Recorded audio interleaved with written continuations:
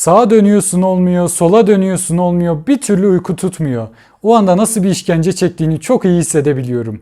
İşte bu videoda koyun saymadan 10 adımda nasıl uykuya dalabileceğini anlatacağım. Zamanın veya internetin kısıtlı ise senin için dakikaları şuraya bırakıyorum. Geçiş yapıp rahatlıkla izleyebilirsin. Tabi videonun tamamını izlemen senin için daha faydalı olacaktır.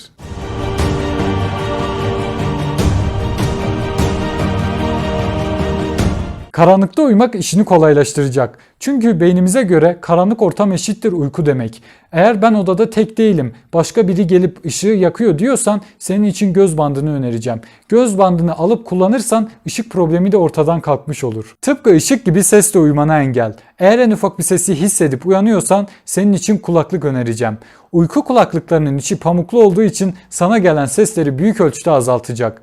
Bunun dışında bazı insanlar gibi tam aksine sessiz ortamda uyuyamıyorsan yine senin için açıklama kısmına birkaç parça müzik bıraktım. Bunları uykuya dalmadan önce dinleyebilirsin. Bu parçaları ben de gün içinde veya gün sonunda dinliyorum. O günün yorgunluğunu almaya iyi geliyor. Benim uykuya dalma gibi bir problemim yok ama senin için bilimsel bir teknik araştırdım. Andrew Weil'in 4-7-8 tekniği. Bu teknik nefes alıp verme tekniği. Hem uykuya dalmada kullanabilirsin hem de gün içinde sinirlendiğin durumlar olursa kendini yatıştırmak için kullanabilirsin. Teknik şu: 1'den 4'e kadar sayarken nefes al, 4'ten 7'ye kadar sayarken ise aldığın nefesi tut. Sonra tekrar başa dön, 1'den 8'e kadar sayarken aldığın nefesi yavaş yavaş ver. Bu nefes egzersizi stresten dolayı vücudunda oluşan kasılmalara iyi gelecek ve gevşeyeceksin. Gevşeyince daha rahat uykuya dalabileceksin.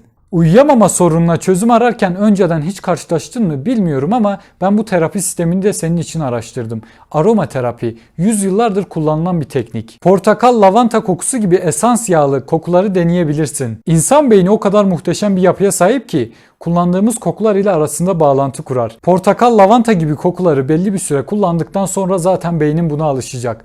Bundan sonrasında ise işin daha kolay olacak. Çünkü beynin bu kokuyu aldığı zaman uyku moduna geçecek ve tüm bedenine uyku sinyalleri gönderecek. Koku demişken bitkileri de yok sayamayız. Papatyanın kokusu kadar çayı da faydalı. Papatya bitkisini kolay bir şekilde temin edebilirsin. Yok ben çayını veya bitkisini sevmiyorum diyorsan papatyanın ek tabletler halinde olanları var. Sorup eczanelerden falan alabilirsin. Sonuçta toplumda yaşayan bir bireysin. Diğer insanlarla olan iletişimin şartlar sana endişe veya korku yaşatabiliyor. O zaman o endişe ve korkularını bir kağıda yaz. Şaşıracaksın, kağıtla ne alakası var diyeceksin ama emin ol kağıda yazdığımız şeyler bizi rahatlatıyor ve rahatlatıp stresimizi azalttığı için daha rahat uykuya dalmamıza yardımcı oluyor. Uyuyamama konusu hakkında konuşuyoruz ama biraz önce endişeden bahsettim ve endişe hakkında küçük bir şey söylemeden geçmek istemiyorum.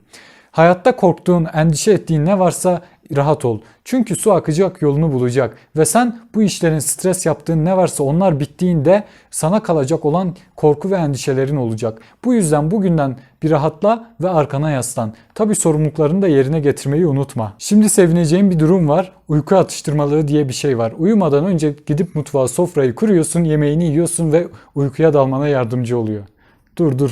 Heyecanlanma. Sakin ol, öyle bir şey yok. Uyku atıştırmalığı diye bir yemek kültürü var. Bu senin az önce gözünde canlanan kurulu sofra düzeni değil.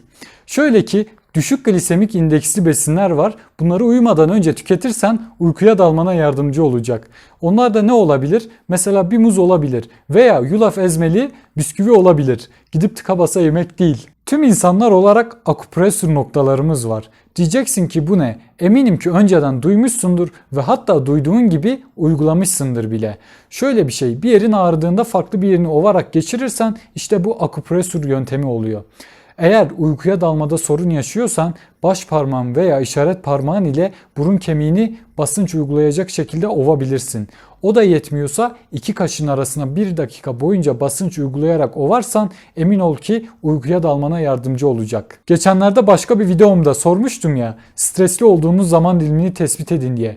Bence insanların en çok stresli olduğu zaman dilimi uyumadan önceki zaman dilimidir. Çünkü o anda yapacağımız bir iş olmadığı için uyku moduna alışmaya çalışıyoruz ama bir yandan da düşünüyoruz.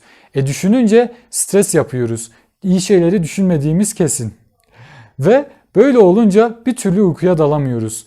Korkularımız baş gösteriyor. Bir yandan gelecek, geçmiş kaygıları falan var. İşte bu durumlar bizim uykuya dalmamıza engel olan en temel sebepler. Bu en temel sebepleri ortadan kaldıramazsan diğer söylediklerimi hiç dinleme bile geç.